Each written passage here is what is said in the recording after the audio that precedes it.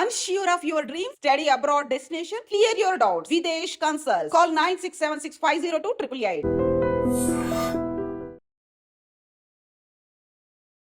నమస్తే, welcome back to iDream media. నేను మీ ఝాన్సీ.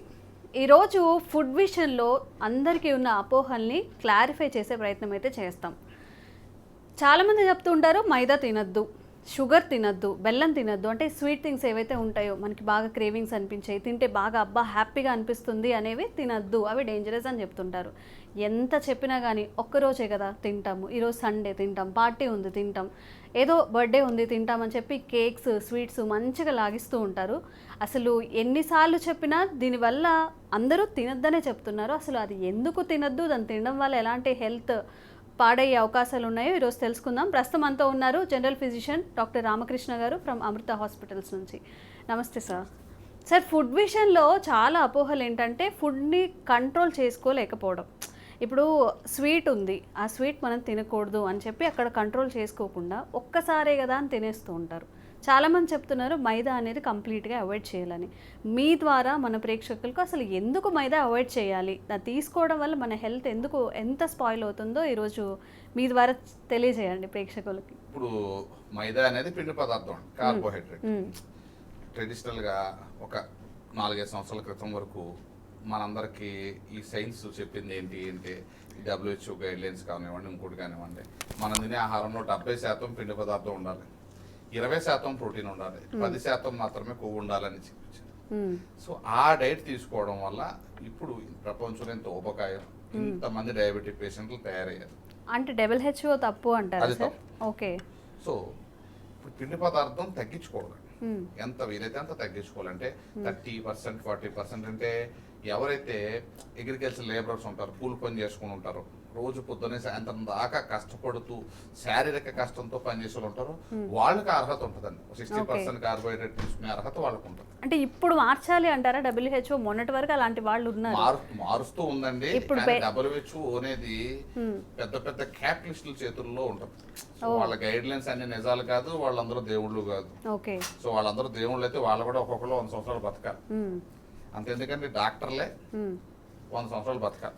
నిజంగా డాక్టర్లు చెప్పే ప్రతి మాట నిజమైతే. మేమందరం అలా చెప్తామండి, మేము చదువుకున్న పుస్తకాలు బట్టి మాకు వచ్చిన రీసెర్చ్ బట్టి చెప్తాం. బట్ ఆ రీసెర్చ్ ఫ్యాబ్రికేటెడ్, ఆ పుస్తకాల్లో ఉన్నది తప్పులు ఉండే అవకాశం ఎందుకు ఉండకూడదు? సో అలాంటివి ఈ మధ్యన చాలా ఎక్కువ జరుగుతున్నాయి. ఎందుకంటే చాలా అదర్ ఫ్యాక్టర్స్ అని ఇన్ఫ్లుయెన్స్ చేస్తుంది. సో ఇప్పుడు కార్బోహైడ్రేట్ డైట్కి వచ్చినప్పటికి కార్బోహైడ్రేట్ అగైన్ 3 రకాలుగా మనం విభజించుకోవాలండి. కాంప్లెక్స్ కార్బోహైడ్రేట్ అంటాం, సింపుల్ కార్బోహైడ్రేట్ అంటాం, రిఫైన్డ్ కార్బోహైడ్రేట్ అంటాం. ఇన్ని ఉన్నాయా సార్ కార్బోహైడ్రేట్స్ కూడా? 4వది కూడా ఉంది, దాన్ని స్టార్చ్ అంటాం. అది కొంచెం మనం మనుషులు తినేది కాదు. ఓకే. సో ఈ సింపుల్ కార్బోహైడ్రేట్ అంటే ఈ అన్నము, రోటీ, ఇటువంటి సింపుల్ కార్బోహైడ్రేట్ లోకి వస్తాయి. ఈ కాంప్లెక్స్ కార్బోహైడ్రేట్ అంటే స్వీట్ పొటాటో, బంగాళ పొటాటో, అంటే తినగానే సడన్ గా మనకి ఎనర్జీ వచ్చేది. కాంప్లెక్స్ కార్బోహైడ్రేట్ అంటే ఫైబర్, కార్బోహైడ్రేట్ మిక్స్ అయ్యి. ఓకే. ఎందులో ఉంటుంది సార్? ఆలు, ఇంకా సో అంటే గడ్డలు, అంటే ఆలుగడ్డ, స్వీట్ పొటాటో, ఇలాంటి వాటిలో ఎక్కువ ఉంటాం. అలాగే ఈ రైస్ లో ఎంత పాలిష్ చేయకుండా ఉంటే దాని ఫైబర్ కంటెంట్ అంత పెరుగుతుంది, అదంతా కాంప్లెక్సిటీ పెరుగుతుంది, అంటే సింపుల్ నుంచి కాంప్లెక్స్ అవుతూ ఉంటుంది. సక తర్వాత రిఫైన్డ్ కార్బోహైడ్రేట్ అంటే చాలా ఫైన్ గా ఉండేది. అదే అది ఎక్కువ ఏంటంటే పంచదార, బెల్లం, మైదా, ఇటువంటి వాటిని రిఫైన్డ్ కార్బోహైడ్రేట్. రిఫైన్డ్ కార్బోహైడ్రేట్ బాగా సింప్లెస్ట్ ఫార్మ్ ఆఫ్ షుగర్ అంటే. సో ఈ సింప్లెస్ట్ ఫార్మ్ ఆఫ్ షుగర్, ఈ రిఫైన్డ్ కార్బోహైడ్రేట్ తీసుకునేటప్పుడు ఏమవుతుందంటే బాడీలో ఒక్కసారిగా షుగర్ స్పైక్ వస్తుంది, ఇన్సులిన్ రిలీజ్ ఒక్కసారిగా ఉత్పత్తి పెంచుతుంది. ఈ షుగర్ స్పైక్ రావడం వల్ల బాడీలో హార్మోన్స్, ఈ హ్యాపీనెస్ హార్మోన్స్ రిలీజ్ ఎక్కువ వస్తుంది. సో ఒక రకమైన సంతృప్తి కలుగుతుంది తినగానే, అమ్మాను మనసుకు ఆనందం కలుగుతుంది ఇటువంటి ఈ ఫుడ్స్ తీసుకున్నప్పుడు, ఈ సింపుల్ కార్బోహైడ్రేట్. మెల్లమెల్లగా అది ఏమవుతుంది, ఎడిక్టివ్ పొటెన్షియల్, అంటే అది తినాలనిపించే కోరిక ఎక్కువైపోతుంది, అదుపు చేసుకోలేని కోరిక, పోర్షన్ ని కంట్రోల్ చేసుకోలేని కోరిక ఎక్కువైపోతుంది. కొన్నాళ్ళు మనం 10 days కంట్రోల్ చేసుకున్నా మళ్ళీ తినాలి. దానివల్ల ఏమవుతుంది, బాడీలో ఇన్సులిన్ లెవెల్స్ పెరుగుతాయి. అలాగే ఇన్సులిన్ రెసిస్టెన్స్ కూడా పెరుగుతుంది. కొన్ని రోజులకి ఇన్సులిన్ లెవెల్స్ పెరిగి ఇన్సులిన్ రిసెప్టర్స్ డీసెన్సిటైజ్ అవుతాయి, ఇన్సులిన్ రెసిస్టెన్స్ కూడా పెరిగి ఊబకాయానికి దారితీస్తుంది. సో ఊబకాయం అనేది బాడీలో కొవ్వు ఎక్కువ అవడం వల్ల వచ్చే ప్రక్రియ, దాన్ని ఉపయోగం. కానీ అది కొవ్వు తింటే రాదు, కార్బోహైడ్రేట్ తింటే కార్బోహైడ్రేట్ ఫ్యాట్ కింద కన్వర్ట్ అవుతుంది, దానివల్ల వస్తుంది. సో ఈ రిఫైన్డ్ కార్బోహైడ్రేట్ ని ఎంతవరకు వీలైతే అంతవరకు, నన్ను అడిగితే ఈ మైదా, బెల్లం, పంచదార కంప్లీట్ గా అవాయిడ్ చేసేసి వన్స్ ఇన్ ఏ వే ఎప్పుడైనా ఏదైనా ఫంక్షన్ కి వెళ్ళినప్పుడు తప్ప అసలు కిచెన్ లో పెట్టకూడని పదార్థాలు ఈ మూడు. సో ఇప్పుడు టీ కాఫీలో పంచదార లేకుండా, తీపి లేకుండా తాగలేని పరిస్థితి ఉంటుంది చాలా మందికి. కానీ అలవాటుని మార్చుకోవాలి.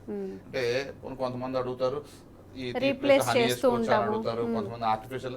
అసలు తీపిని ఎంజాయ్ చేయాలనే కోరికే తప్పు, ఇట్స్ ఎడిక్షన్. మనం మెల్లగా చప్పగా ఉండే కాఫీని కానీ టీ కానీ అలవాటు చేసుకుంటే ఓవర్ పీరియడ్ ఆఫ్ టైం అదే మనకు రుచిగా అనిపిస్తుంది. నేను ఇప్పుడు షుగర్ లేకుండా కాఫీ తాగుతాను, గత 10-8 years నుంచి అట్లానే తాగుతున్నాను. ఇప్పుడు నాకు అదేమి పెద్ద డిఫరెన్స్ ఉండదు. సో నాకేం పంచదార ఉండాలనే కోరిక నాకు రాదు. మనం దేనికి అలవాటు పడితే తినగా తినగా వేప తీయనుండు అనే సామెత ఉంటుంది. సో మనం అట్లా అలవాటు చేసుకోవాలి తప్ప షుగర్ కి ఆల్టర్నేటివ్ ఏంటి అనే ఆలోచన తప్పు. మనం దానికి ఆ ఎడిక్షన్ నుంచి బయటికి రావాలి. Not only sugar, that addiction is also dangerous. Okay sir, sugar మాట్లాడుకుంటున్నాం కాబట్టి షుగర్ రీప్లేస్మెంట్స్, ఇప్పుడు ఏదైతే సప్లిమెంట్స్ స్టీవియా అని ఒకటి ఉంటుంది, ఏదైనా లాంగ్ రన్ లో ఇప్పుడు ఆర్టిఫిషియల్ స్వీట్నర్స్ కొన్ని ఉంటాయి, సాకరిన్ అని ఒకటి ఉంటుంది. ఈ సాకరిన్ నాన్ అబ్జర్వ్ అంటే బాడీలోకి అంతగా అబ్జర్వ్ అవుతుంది, అబ్జర్వ్ అయినా కూడా మెటబలైజ్ అవుతుంది, యూరిన్ లో బయటకు వచ్చేస్తుంది. సో షుగర్ కి ఉండే సైడ్ ఎఫెక్ట్స్ సాకరిన్ కి ఉండవు. సో దీన్ని ఆల్టర్నేటివ్ గా వాడొచ్చు అని కొంతమంది ప్రపోజ్ చేస్తారు. కానీ ఇవన్నీ తీసుకోవడం వల్ల అంటే ఏదైనా మనం పేగుల్లో ఒక పెద్ద పేగులో 1 గ్రాము టిష్యూ కంటెంట్ తీసుకుంటే మెటర్ 10 to 10 to the power of 11 bacteria ఉంటాయి. 10 to the power of 11 bacteria అంటే ఎన్ని కోట్ల బ్యాక్టీరియా 1 గ్రాములో. ఆ బ్యాక్టీరియాని మనకు మంచి చేసే బ్యాక్టీరియా మన మైండ్ ని, మన బాడీలో ఉన్న చాలా విషయాల్ని ఆ గట్ బ్యాక్టీరియా కంట్రోల్ చేస్తుంది. మనకి లాంగ్ రన్ లో హార్ట్ ప్రాబ్లమ్స్ కానీ, అల్జీమర్స్ డిసీజ్ కానీ, memory disturbance, any other memory disturbance కానీ, పక్షవాతానికి కానీ, పేగు క్యాన్సర్ కానీ, రకరకాల ఇతరత్ర క్యాన్సర్స్ కానీ, ఇవి గట్ బ్యాక్టీరియా మనకి మంచి చేస్తాయి, వాటి నుంచి కాపాడతాయి. సో మనం ఎప్పుడైతే దానికి సహజంగా దానికి ఉండే వాతావరణాన్ని మనం కల్పించలేదు, అవి డిస్టర్బ్ పాడైపోతూ ఉంటది. ఇప్పుడు ఆర్టిఫిషియల్ స్వీట్నర్స్ ఉంటాయి, అవి ఏం చేస్తాయి, మనం తీసుకున్న తర్వాత అబ్జర్వ్ అవ్వవు. అంటే మన నాలుగుకి రుచి తెలుస్తుంది, కానీ పొట్టలోకి వెళ్ళిన తర్వాత అది బ్లడ్ లోకి వెళ్ళదు, కడుపులోనే ఉండిపోతుంది. సో అది ఆ బ్యాక్టీరియా ఏదైతే మన పెద్ద పేగులోకి వెళ్ళిన తర్వాత వీటికి ఎక్స్పోజ్ అవుతుంది, ఈ మాలిక్యూల్స్ కి. ఆ బ్యాక్టీరియా ఫ్లోరా అంతా డిస్టర్బ్ అయిపోతుంది. తర్వాత కొన్నిసార్లు మోషన్స్ ఫ్రీక్వెంట్ గా రావడం జరుగుతుంది. నాన్ అబ్జర్వబుల్ షుగర్స్ అంటే ఆర్టిఫిషియల్ స్వీట్నెస్ తీసుకుంటే, ఈ సాకరిన్ లాంటివి తీసుకుంటే ఏమవుతుందంటే అప్పుడప్పుడు వన్స్ ఇన్ ఏ వే తీసుకోవడం వేరు, సంవత్సరాల తరబడి తీసుకుంటే డెఫినెట్ గా మన ఆయుష్ తగ్గిపోతుంది. ఇంకొకటి, ఒక 20 సంవత్సరాలు 30 సంవత్సరాలు కంటిన్యూస్ గా తీసుకుంటే వచ్చే దుష్ప్రభావాలు ఏంటి అనేది కూడా మనకు తెలియదు. నిజం చెప్పాలంటే అంత స్టడీ చేయలేదని మీరు అవ్వదు. ఎందుకంటే డెఫినెట్ గా లాజిక్ కామన్ సెన్స్ తో చెప్పొచ్చు, అది ఆయుష్ తగ్గిస్తుంది. సో WHO ఈ విషయంలో ఈ సాకరిన్ వాటిని ఈ షుగర్ కి రీప్లేస్మెంట్ గా వాడొద్దు లాంగ్ రన్ లో కంటిన్యూస్ గానే చెప్పింది. సో తీపి నుంచి ఈ బానిసత్వం అంటే ఈ ఎడిక్షన్ నుంచి బయటకు రావడం ఒక్కటే దారి నన్ను అడిగితే. దాన్ని వేరే దారులు చూసుకోవడం, స్టీవియా ఉన్న ఫుడ్ తీసుకుంటే మంచిదని డైలీ అది తీసుకోవడం కూడా తప్పే. సో చప్పగా ఉండే టీ కాఫీని అలవాటు చేసుకోవాలి, మెల్లమెల్లగా అదే మనకు రుచికరంగా తయారవుతుంది. సో అలాగే మైదా, బెల్లం, పంచదార పూర్తిగా మానేస్తూ ఈ మిగతా సింపుల్ కార్బోహైడ్రేట్ రైస్ లాంటివి తీసుకున్నప్పుడు పోర్షన్ కంట్రోల్ మనం చాలా ఇంపార్టెంట్. అంటే కూర రుచిగా ఉండాలని కడుపు నిండా తినేయడం అలాంటివి చేయకుండా పోర్షన్ కంట్రోల్ చేసుకుంటూ తీసుకుంటే carbohydrate 30 to 40% of total intake లో కార్బోహైడ్రేట్ ఉంటే అది మంచిది. ఓకే సార్, షుగర్ గురించి మనం డీటెయిల్గా మాట్లాడాము. మైదా గురించి మాట్లాడినప్పుడు చాలా మంది చెప్పేది ఏంటంటే మైదా తినద్దు అని మాత్రమే. అసలు మైదా తినడం వల్ల ఎందుకు తినద్దు అంటారు? ఎందుకు సైడ్ ఎఫెక్ట్స్ ఏమైనా ఉంటాయా? మైదాకి ఒకటే చెప్పేది ఏంటంటే ఈ రిఫైన్డ్ కార్బోహైడ్రేట్, సో ఒకటే ఎడిక్టివ్ పొటెన్షియల్ ఎక్కువ ఉంటుంది, దానికి బానిస అవుతాం. ఓకే, తినాలి అనిపిస్తుంది, ఇంకా తినాలని చెప్తాం. ఓకే, బాడీలో షుగర్ స్పైక్స్ అవుతాయి, ఇన్సులిన్ స్పైక్ అవుతుంది, ఊబకాయం పెరుగుద్ది. ఈ మైదాలో ఫైబర్ కంటెంట్ తక్కువ ఉంటుంది, దానివల్ల మలబద్ధకం పెరుగుతుంది, పేగు క్యాన్సర్లకు కూడా దారితీసే అవకాశం ఉంటుంది ఎక్కువ తినడం వల్ల. సో ఏ రకంగానూ అది గుండె జబ్బుల నుంచి, పక్షవాతం నుంచి, మెమరీ లాస్ నుంచి పేగు క్యాన్సర్ వరకు ప్రతి దానికి కారణం అవుతుంది. కానీ అప్పుడప్పుడు తీసుకుంటే ఏం కాదు, కానీ మన మనస్తత్వం ఎట్లా ఉంటది, అప్పుడప్పుడు తీసుకుని కంట్రోల్ వేసుకునేంత మనస్తత్వం మనకు ఉండదు. చాలా మందికి అసలు వద్దు అని చెప్తాం, ఎప్పుడో ఒకసారి తీసుకుంటే ప్రాబ్లం ఉండదు, కానీ ఎడిక్ట్ అయిపోతున్నారు అందరూ. ఎందుకంటే ఈ ఫుడ్ అవైలబిలిటీ ఎక్కువైపోయింది, మన దగ్గర డబ్బులు ఉంటున్నాయి, కొనుక్కోవడానికి డబ్బులు ఉంటున్నాయి, ఫుడ్ అందుబాటులో ఉంటుంది. సో ఒక ఫ్యాషన్ అయిపోయింది. ఎప్పుడో సంవత్సరానికి ఒకసారి తినాల్సిన పిండి వంటలు సంక్రాంతి వండుకునేవారు నా చిన్నప్పుడు. పిండి వంటలు లైఫ్ టైంలో ఒకసారి 2 సార్లు బిర్యానీ, ఒకసారి కూడా బిర్యానీ తినని మనుషులు చాలా మంది ఉండేవారు. బిర్యానీ అంటే చాలా గొప్ప. అటువంటిది ఇప్పుడు ఎట్లా అయిపోయింది, డైలీ బిర్యానీ తినే స్టేజ్కి వచ్చేసారు. ఈ పిండి వంటలు డైలీ తినే స్టేజ్ కి అందుబాటులో ఎక్కడికక్కడ షాప్స్ వచ్చేసి బేకరీస్ లో దొరుకుతున్నాయి. ఈ అలవాట్లు మార్చుకోవాలి, మనల్ని కంట్రోల్ చేసుకోవాలి. ఇప్పుడు మొక్క ఉంది, మొక్క ఒక సీజన్ వస్తే ఎండాకాలం ఎండ ఎక్కువ ఉంటుంది, వర్షాకాలం వర్షం ఎక్కువ ఉంటుంది, సీజన్ తగ్గట్టు దానికి ఆహారం అందుబాటులో మారుతూ ఉంటుంది. మనం కూడా అట్లనే ఉండాలి. సో మనం కూడా ఈ సృష్టిలో వచ్చిన జీవి, దానికి తగ్గట్టే ఉండాలి. 365 రోజులు అదే టైంకి తినేయాలా, అంతే తినేయాలా, నచ్చితే ఎక్కువ తినేయాలా అనుకోవడం తప్పు. సార్ కొంతమంది నేను మంచి ఆహారమే తీసుకుంటున్నా, లైక్ వారంలో 4 రోజులు ఆకుకూరలు పప్పులు నీట్గా తీసుకుంటున్నా, బట్ నాకు కావాల్సినంత తింటున్నాను, ఎక్కువ తింటుంటారు, అది కరెక్టేనా? అంటే బాగా స్టమక్ ఫుల్గా తినేస్తూ ఉంటారు అనమాట. 2 సార్లు తినేది ఒక్కసారే తృప్తిగా తింటున్నానని చెప్తూ ఉంటారు. దానివల్ల ఏమైనా ఇష్యూస్ వచ్చే అవకాశం ఉంటుంది? ఒకటండి, మనం కడుపుని 16 గంటల పాటు ఖాళీగా ఉంచితే డెఫినెట్ కొంచెం ఫ్యాట్ బర్న్ అవుతుంది. ఫస్ట్ 12 అవర్స్ లో పెద్దగా చేంజెస్ ఉండవు. మనం ఒకసారి ఫుడ్ తిన్న తర్వాత 12 గంటల పాటు ఏం తినకపోతే ఎక్కువ చేంజెస్ రావు. 12 నుంచి 16 గంటల మధ్యలో మెల్లగా మనకి ఈ ఫ్యాట్ కొద్దిగా మెల్ట్ అవడం స్టార్ట్ అవుతుంది. ఓకే. సో అప్పుడు ఏమవుతుందంటే బ్రెయిన్ మనల్ని రకరకాలుగా ప్రలోభ పెడుతూ ఉంటుంది. అంటే ఏంటి, మనం తినకపోతే తలపోటు వస్తుందనో, కళ్ళు తిరిగి పడిపోతానే ఫీలింగ్. సో ప్రతి మనిషికి కొంచెం పొట్టలో కొంచెం కొవ్వు ఉన్నా కూడా ఒక 4-5 రోజులు మనం ఫుడ్ పెట్టకుండా గదిలో పెట్టి టైంకి నీళ్ళు ఇస్తే కానీ 5 రోజుల తర్వాత బ్రహ్మాండంగా నడుచుకుని బయటకు వస్తారు. సో షుగర్ పేషెంట్లు, షుగర్ టాబ్లెట్లు వాడే మనుషులు తప్పితే, షుగర్కి మందులు వాడే వ్యక్తులు తప్పితే మిగతా వారు టైంకి తినకపోతే ఏమి కాదు. సో ఎప్పుడైతే 13-14 గంటలు అవుతుందో మనకి మెల్లగా కళ్ళు తిరగడము, నీరసం రావడము, తలనొప్పి రావడము జరుగుతుంది. మనం అటువంటప్పుడు ఆ బ్రెయిన్ చెప్పే మాట వినకుండా, మన బుర్ర చెప్పే మాట మనం వినకుండా, దానికి లొంగకుండా భరించి ఇంకొక 10 గంటల పాటు తినకుండా ఓపిక పడితే ఇంకో 3-4 అవర్స్ అంటే 18-20 గంటలు దాటిన తర్వాత మనకి ఆ ఫీలింగ్ ఉండదు, తినాలనే ఫీలింగ్ రాదు, మళ్ళీ ఫ్రెష్నెస్ వచ్చేస్తుంది, నీరసం అంతా పోతుంది. It is a mind game. So మనం బ్రెయిన్ మనం ఒక దానికి బానిస. ఇప్పుడు ఆల్కహాల్కి ఎడిక్ట్ అయిపోయారు. ఆల్కహాల్కి ఎడిక్ట్ అయిన వాళ్ళు ఎట్లా ఉంటారు, ఆ టైం అయిపోయిన తర్వాత ఆల్కహాల్ తీసుకోకపోతే చెయ్యి వణుకుపోతుంది, ఇది వస్తుంది. ఎన్నాళ్ళు ఉంటుంది, అలా వారం ఉంటుంది, 10 రోజులు ఉంటుంది. ఈ 10 రోజులు మనం సపోర్ట్ చేయగలిగితే, తను కోఆపరేట్ చేస్తే తర్వాత ఆల్కహాల్ లేకుండా కూడా ఉండగలుగుతాడు మనిషి. ఇది కూడా అంతే. ఆ 12 to 16-18 అవర్స్ వరకు మనకి తేడా వస్తుంటది బాడీ. ఎందుకంటే కొన్ని సంవత్సరాల పాటు అలా అలవాటు పడిపోయారు ఆ టైంకి ఫీడింగ్ ఇవ్వడం అనేది.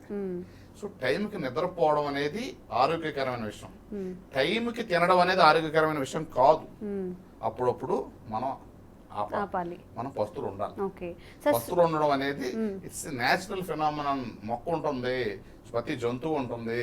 ఇప్పుడు సింహం దానికి ఆకలేసినప్పుడు తింటే తర్వాత 4-5 రోజులు తిందు. ఏ జీవి 365 రోజులు ఒకలా ఉండదు. మనం కూడా అట్లనే ఉండాలి. ఓకే.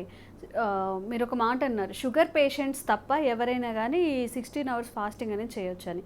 షుగర్ పేషెంట్స్ మరి 12 అవర్స్ షుగర్ పేషెంట్స్ ఫాస్టింగ్ ఉండకూడదని నేను చెప్పట్లా, కానీ ఎప్పుడైతే ఫాస్టింగ్ ఉండదలుచుకున్నారో అప్పుడు షుగర్ టాబ్లెట్లు మానేసి ఫాస్టింగ్ ఉంటే బెటర్. విత్ టాబ్లెట్స్ వేసుకొని షుగర్ టాబ్లెట్లు వేసుకుని ఫాస్టింగ్ ఉంటే షుగర్ టాబ్లెట్ల ప్రభావం షుగర్ పడిపోతుంది, కళ్ళు తిరిగి పడిపోయి కోమలోకి వెళ్ళే అవకాశం ఉంటుంది. సో ఎవరైతే మెడికేషన్ మీద ఉన్నారో వారు టైంకి తినాలి, కానీ అది కూడా ట్రాప్ నన్ను అడిగితే. సో నేను నా పేషెంట్స్కి ఏం చెప్తానంటే, ఎప్పుడైతే ఫాస్టింగ్ చేయాలనుకుంటున్నారు 15 రోజులకు ఒకసారి, ఆ రోజు అసలు మెడికేషన్ తీసుకోవద్దంట. తినడానికి షుగర్ టాబ్లెట్లు ఎందుకు? సో తినొద్దు అనుకున్నప్పుడు టాబ్లెట్లు వేసుకోవద్దు. అంతేగాని టాబ్లెట్లు వేసుకున్నాను కదా అని చెప్పి నాకు తినాలనిపించకపోయినా తినడం ఒక విషవలయం. దానివల్ల ఇంకా లావ్ అయిపోతారు. సార్ చాలా మంది నాకు ఆకలేస్తుంది అని షుగర్ ఉన్నప్పుడు ఎక్కువ తింటూ ఉంటారు.